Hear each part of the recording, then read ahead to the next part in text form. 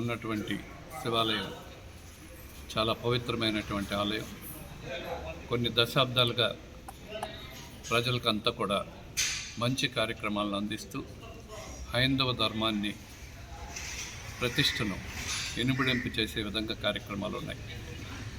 ఇలాంటి ఈ శివాలయంలో గతంలో కొన్ని చెదురుమదురు సంఘటనలు జరగడం, భక్తుల దగ్గర ఉన్నటువంటి విలువైన వస్తువులను లాక్కొని వెళ్ళిపోవడం, ఇట్లాంటివి కూడా జరిగింది.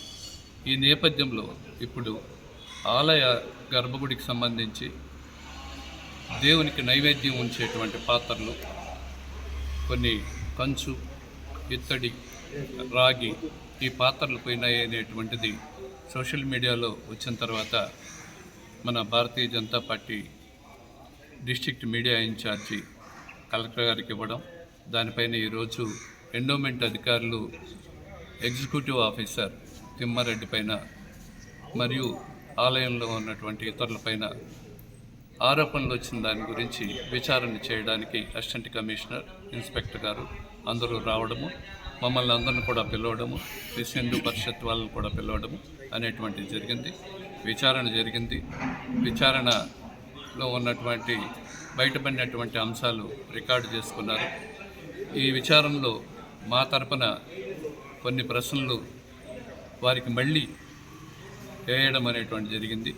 మాకున్నటువంటి సందేహాలు ఏమిటి అంటే, ఈవో గారు చెప్పినటువంటిది ఏంటంటే, నేను విజయవాడలో ఉన్నాను, వచ్చిన వెంటనే సీసీ కెమెరాల ఫుటేజ్ చూసి అనుమానాస్పదంగా ఉన్నటువంటి ఫుటేజ్ని డిఎస్పీకి సబ్మిట్ చేసి కేసు ఫైల్ చేస్తాను అన్నారు.